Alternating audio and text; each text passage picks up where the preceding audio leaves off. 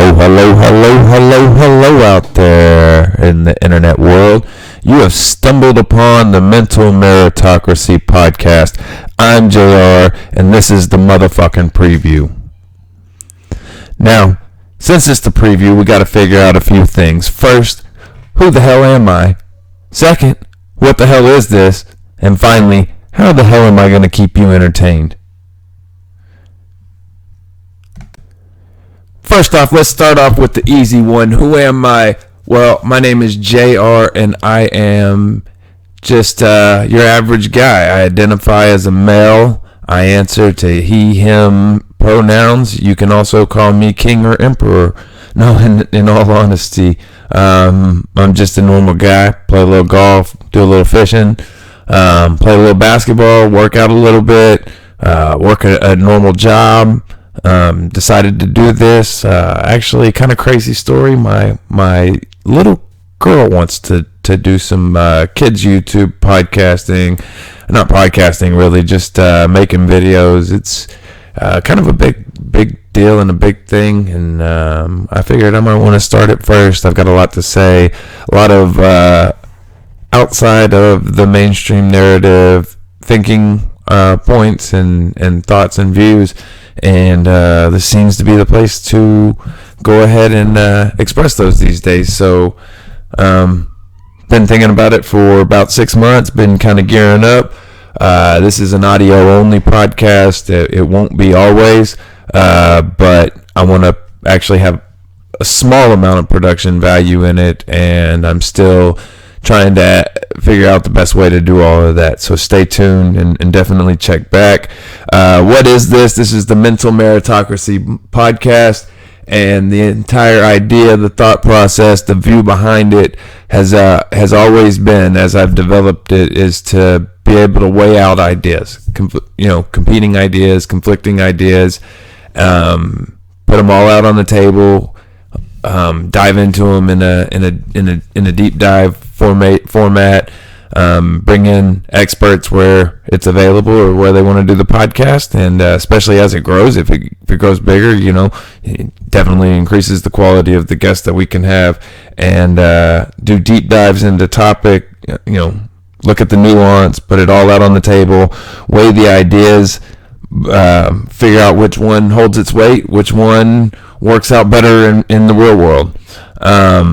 And so it's going to be an honest podcast. It's never going to be meant to deceive you or to hide facts from you. The entire point is to grow, to learn, to delve deep into these topics and hear all sides on it. So with that in mind, what's in store here is let's go through a couple of the topics that I plan to do. And one of the formats that I have in mind for this, if I can get the experts to do it, is to have someone come in the long format, explain their ideas without gotcha moments, or in a easier setting, without interruption, to get out full complex points without someone on the internet trying to troll you in real time on a live stream. Get that entire thought out, get the entire process out, and then go to the other side and have that side explain what what their thought is, what their thought process is, the logic that took them to their conclusion.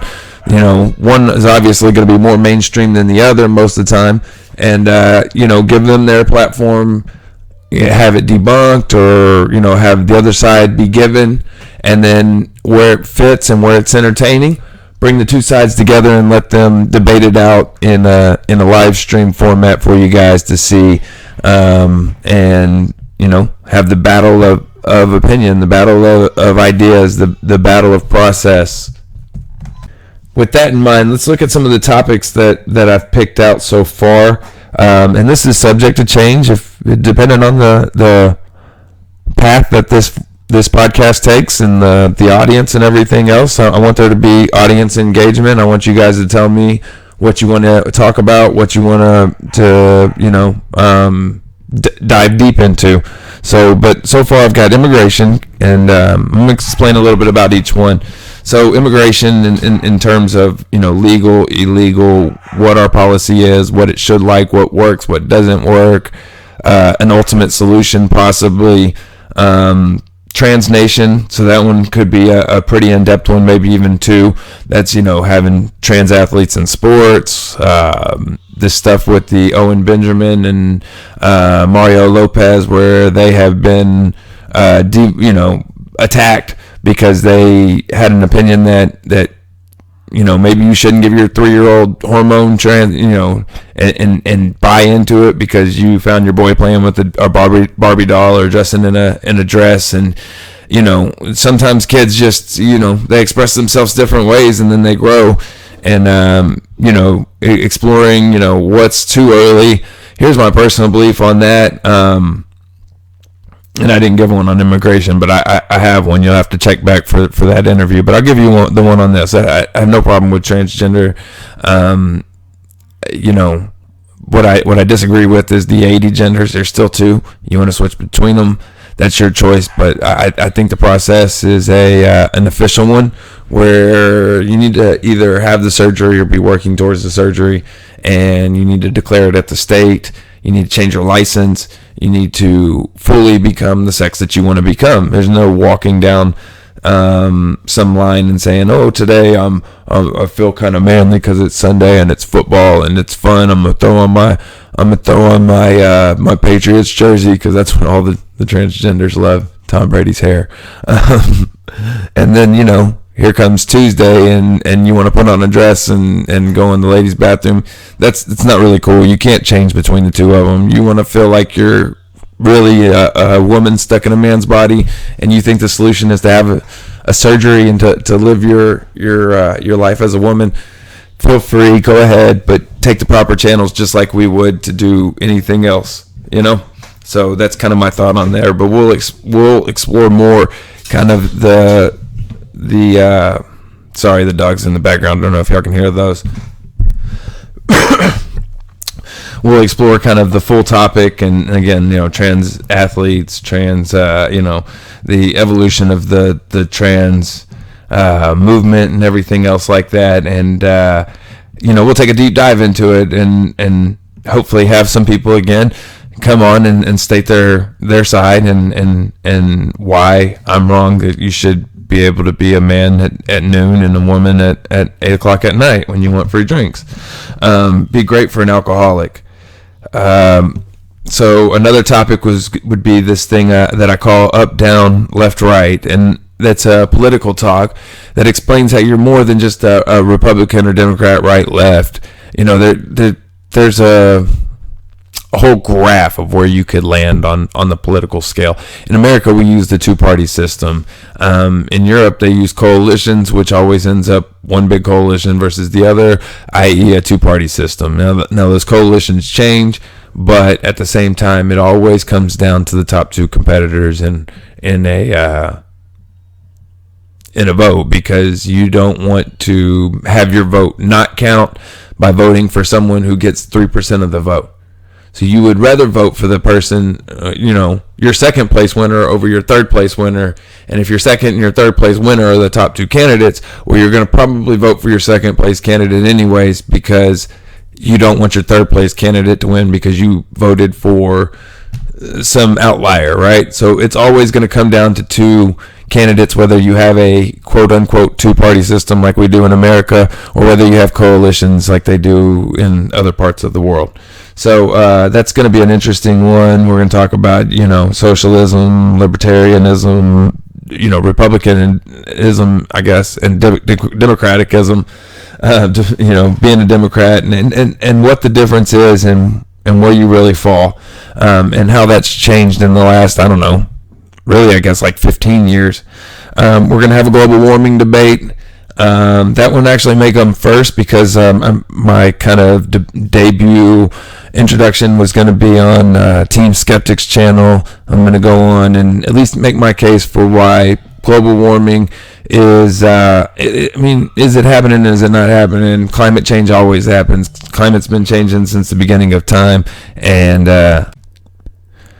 but we're going to look at what effects humans have on it, and do we even have enough data to study climate when the historical record is 140 years old and the climate is, what is they're saying, 4 billion years old is the Earth or whatnot. So there's somewhere in there's a truth in there, and we're gonna dive in and try and figure it out. And we're gonna do that on Team Skeptics channel first, and so I'm sure that's gonna drive some of you guys over here. And later on, people be like, "Well, who's Fight the Flat Earth and Team Skeptic?"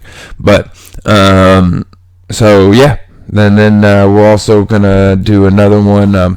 Should the USA be the World Cup? What are the benefits and the cost advantages and benefits of the USA trying to be the police around the world and tell people who's good and who's bad and make that decision and insist that people live by our rules or conform to us.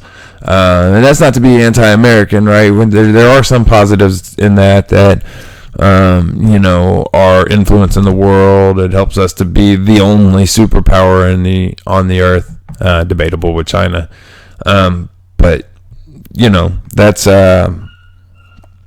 it's a nuanced debate. It's not quite clear and dry as some people want to make it. And me as a libertarian, I obviously I lean on the side of bring everybody home, protect America and Americans, and fuck the world. They're on their own. Like, it's not our responsibility. But we'll look at the topic in detail. Another one that's interesting, that's not quite politics, but it is a little bit. We're gonna look at a subject, and I just moved the mic if the audio changed a little bit. But we're gonna look at how the word homosexual got into the Bible.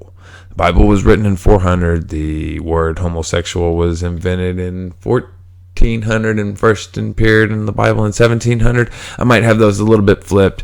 I haven't looked at the article in a long time, but when I was coming up with these topics, this seems like a prime topic because there is some evidence, and it's been, this wouldn't be my information, my sourced information or anything else like that. But going back and following the translations all the way back to ancient Greek and comparing it with contemporaries of Paul, who wrote the verses in the New Testament that pertain to homosexuality, that there may be some room for another interpretation. And there's some pretty good documentation, and it's a pretty well laid out argument. So on that one, and I'm no biblical scholar or anything else like that, but on that I would really, really, really enjoy hearing someone who's gone to seminary and who's done in-depth studies of the languages and how they were, how the Bibles were written and how they were translated, and can answer all those questions. Really combat some of the claims that are made in that argument, and particularly if they could do it against someone who can make the claims and the nuances and give references to follow up and everything else like that. And also the Second Amendment debate.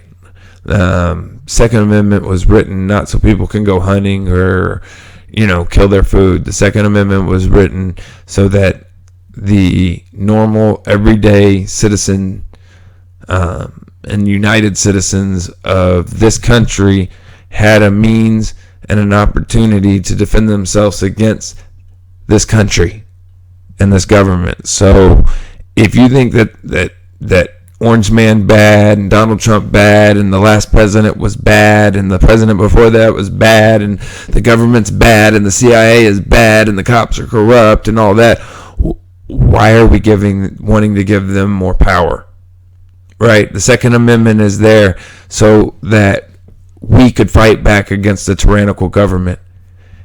It technically should include machine guns, tanks, fighter jets, whatever you're willing to pay for. And that's backed up literally by law, not only by the Constitution, but by the Everyman Militia Act of whatever year it was, that states that any man over 18 Any able-bodied man over 18 years old is automatically assigned to their state's militia on their 18th birthday. So should war break out, you should all know, if you're in the United States and you're a man and you're over 18 years old, you are a part of your state's militia, and you have to physically opt out of that to not be in that militia. So doesn't mean you'll end up fighting, but you're definitely already drafted into that militia. And it may be an old antiquated law, but they never repealed it for a reason. And it goes hand in hand with the Second Amendment that, Congress shall pass no law to infringe upon your right to bear arms. And I know I screwed up the words just a little bit there, but that's okay. Everybody understands the exact point of it. And if you want to change it, there's a process of amending the Constitution, and good luck with that. And in the words of the bad guy on Taken, good luck. Now, you may love some of the views and the opinions of me and some of the guests on this show. You may detest them and hate them. You may think that they're disgusting.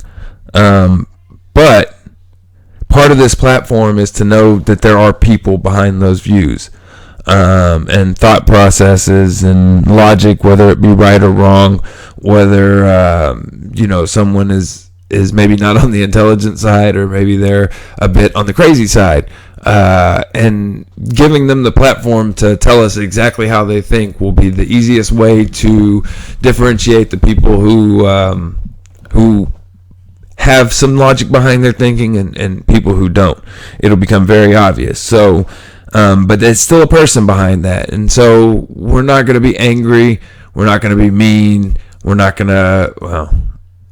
I might have been accused of being an asshole from time to time, but we're gonna have a good time, and we're gonna explore these ideas. We're also gonna do some, like I said, some news analysis, some pop culture analysis. That's gonna be coming from me, and like I said, it's gonna have some different types of shows and different types of programming that I'm gonna hopefully put out. And so stay tuned. Be sure to help me out, guys. You know how to do that. You go ahead and hit that like button and that share button. Comment. Tell me what you'd like to see. Tell me what you wouldn't like to see. And leave a fucked up bad comment. I don't give a shit. Tell me something good. Tell me something bad. Just help me out, and we'll check back. Definitely come back and check out one or two different types of episode. See if you like it. All right. Thanks, guys. You guys have a great day.